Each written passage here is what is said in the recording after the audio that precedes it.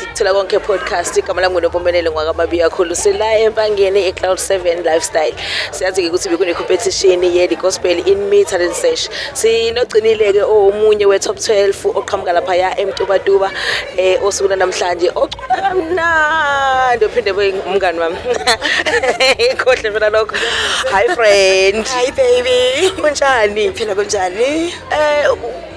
Si competition angifuna siqale eqaleni siqale competition the gospel in me talent search iqale uyaze kanjani uzungenele uzufikela khona qala ubingelele ngeqala kodwa ake ngibingelele wonke umuntu obukayo ekhaya nothanda ukugcinele nje ngithi sanibonani ngiphinde ngibonge futhi kuyisithola konke podcast ukuthi ibe nami.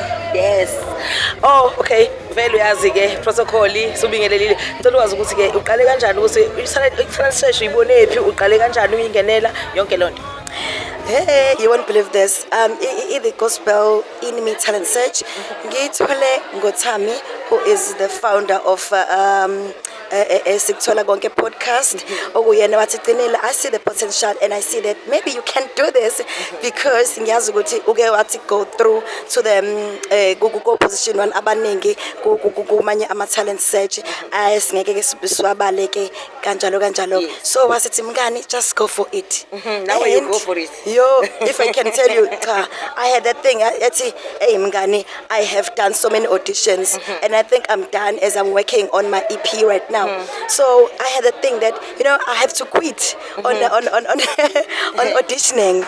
Yeah, but then Utami kept on pushing me. Qinile mfethu, have you?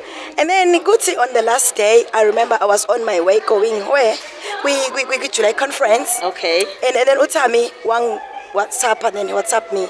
Uti Qinile, we closing dates last week. When's it like Qinile? Uti cha. I'm like, no. Hi bo. I did. No, I'm lying. I said yes, I did it. And fast ngisemotweni ngaqala WhatsApp the founder of the gospel in me. Yes. Hi, my name is Qinile. I have the gospel in me. Like then ngasho in a sense. Yes. Yeah. So I'm so ngiyafuna ukuthi ngingene, I'm interested in this. Wathi ke nje ma'am, I'm really sorry sekuvaliwe sis. And I was like, ish, okay ma, but then bengalithanda nje ithuba kodwa masekuvaliwe ke no ngibongile kakhulu. Wasebuka isithombe sami wathi yasigcinile. I see the gospel in you. Through the picture. Okay. I see the gospel in you. I was like, oh okay ma. What's sesivalile, but then ngicela ukukunikeza ukuthi ungene. Well, ngangenela ke kwashaya isikhathi ke se auditioning safika khona la eCloud 7. This was the venue of the auditioning. Ngeza and then uma ngifika lana ngafika sasibaningi. Yeah. I'm not sure, maybe we were 80. 80 if I'm not mistaken. Yo. Top 12. Yes. And then guess what happens? So it happens this. Ukuthi bengene bonke. I was not late anymore. So it happens that bebize bonke be-audition bese kuthiwa sibongile bakithi. Angithi mind you ngiregister egcineni. Yeah. Sibongile this it is a time to announce our top ton. I'm like angaka audition. Oh, Qinile, like really? Oh, kwenzakaleni? Ngena stage perform mos, yabo? And then I enter the stage and then ngenza ke engikwaziyo mina. Yeah. Yes. Angikwenza komunye umuntu, I do what I am gifted in. Yes. Ngenza that gospel that is in me, not acting like being somebody else, not acting like wanted to be someone else. Yabo? So then they'd be like, "Hi, uyahlanya wena." I remember my kids just said it. "Hi, sifikela uhlanya, uyahlanya wena.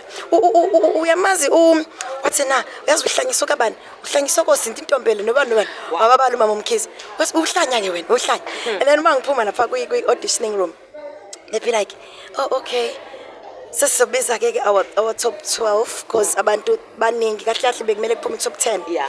And kule top 10 ke kule top 10 hey kwasho ukuthi kugcinile kube sefikile Yeah. into abazoyenza ke so they have to add ugcinile and to make a top 12 uyabo how mabephuma babiza ama results ke and our top 12 is span elami igama lingabizwa futhi and they be like okay and our last top 12 is Qinile Zikhaya. Oh, so now I understand that mina ngihlezi ngigcina and this is so painful. I do not know why uNkulunkulu wangikhanda what again wanikeza my parents the idea of calling me uqinile because yonke leyo nto yangilandela engilandela kokuhle ngilandela kokubi ke futhi kuyenzeka kube kuhle yes usually kuba kuhle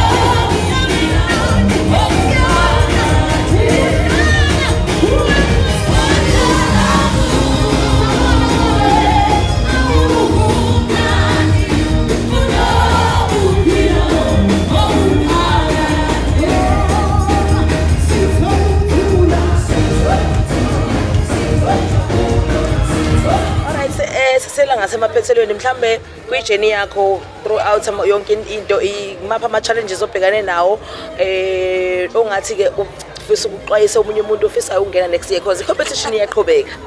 All right, through my journey I had a very great time with umama uMargaret Motshekge obekuyena overcall coach wami sifunde okuningi ke because nama had inkinga eyiningi ke kuyi voice yami then kuningi sikufundile okay and then the challenges I had it is where sesiza la today have you ever planned your things ngenxa ukuthi ufundo zakho ihleleke kahle and at the end of the day uzophoxwa i-transports bekade bevumele yonke into I'm coming with my people lapha ngosami and nabo they are not enough mind you la ekhaya uwina nge-auditioning yakho yes one the challenge I had I think people are tired of voting for me or I felt like that yabo I felt like I have so many position ones yabo so bengithi uma ngifika ke esontweni ngicela ngiphekezela ngingenele i-competition they be like Qinile awukahle uzowenza nama check amangaka bafethu ngi-announce like inviting people and abanye they be like Qinile assist because siyazi ukuthi check la and like guys do you understand that this time I do not have an audience so ukuxwayisa ke abanye abantu abafisayo ukungena the auditioning it's been number before I'm getting there so ngifike la ngifika sekuhleli phansi wonke umuntu kugcwele wonke umuntu and sifike late and I was the last person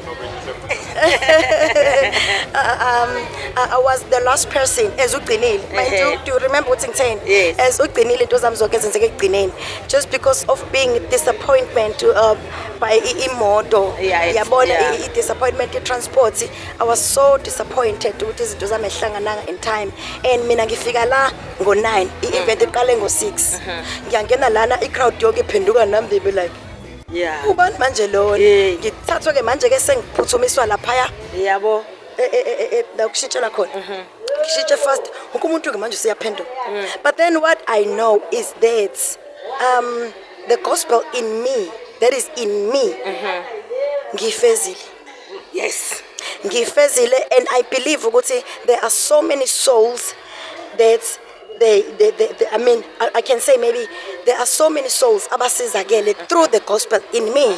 Just because this gospel in me talent search, to me it was not just a gospel, it was not a competition to me. To me it was just to preach the word of God. Yes. To me it was just to tell people that here is God, here is a hope, here is life. Jesus was fell at Calvary. So for me to get in stage worshiping the Lord, give me na kube nento ethi the song I sang kube nento ethi ke I am singing from the deep of my heart ngangeyibili zami zonke nangeyibindi nangayo yonke into yami, because I sang a song that says ngaphandle kwakho moya oyingcwele. And mind you, it really goes with the situation that I've been through ngizala. And I find myself like worshiping and preaching the thing that I faced through the way ngizala.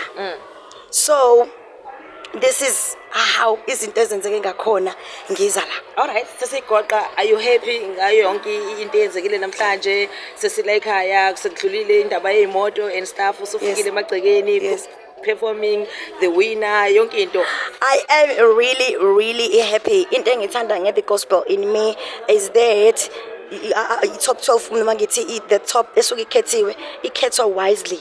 Uyacubungulwa la ekhaya, and I believe ukuthi the time they chose me, they saw the thing of God to me. They didn't chose me just because maybe I had a voice, because look angikhamba isiphambili mina. So ukufika kwami la ekhaya, I was so happy.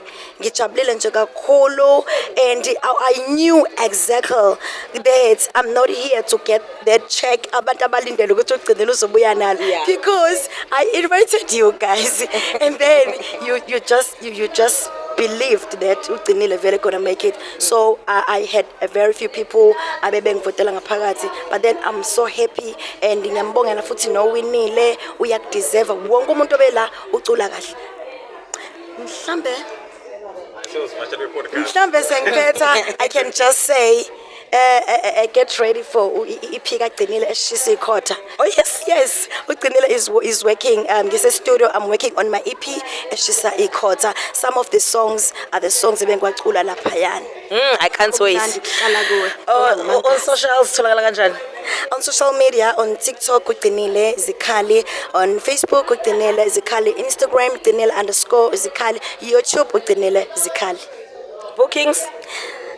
Bookings, you can just check me, go my social media and book me la bese ngwashilo, and also you can just book me enombolweni iyocingo oku 078 62 64 123 076 9988 381. Danke siyabonga. Mina ku social media ngitholakala uMpumi Ndiyema, ku Facebook uMpumi Ndiyema, ku TikTok uMpumi Ndiyema. Yonke indawo ngicenge uMpumi Ndiyema uzongithola.